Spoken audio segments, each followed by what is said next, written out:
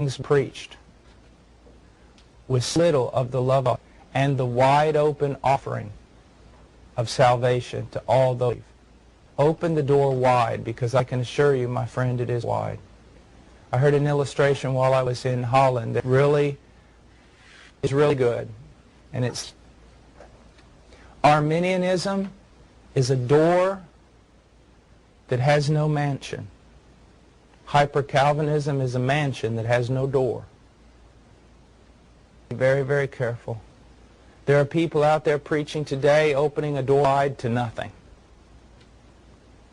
There are others who are preaching a great and glorious salvation but are not opening the door wide enough.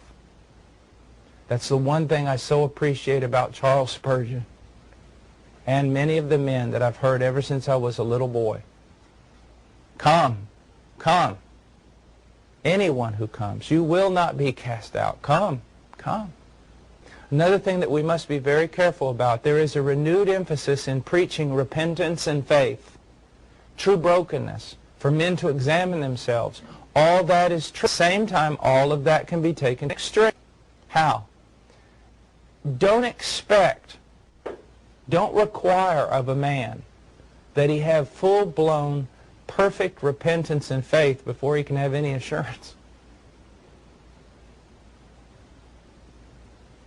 If I were to teach you the doctrine of repentance and faith, go through the biblical definition of repentance and faith in its full-blown, most mature form, I don't think that that would be seen in any of us.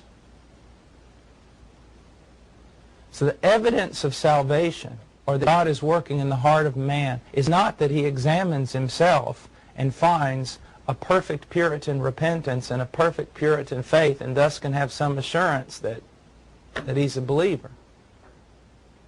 The evidence that someone is saved is that maybe a meager repentance and a meager faith that enters into a sanctification and grows and continues and flourishes fruit.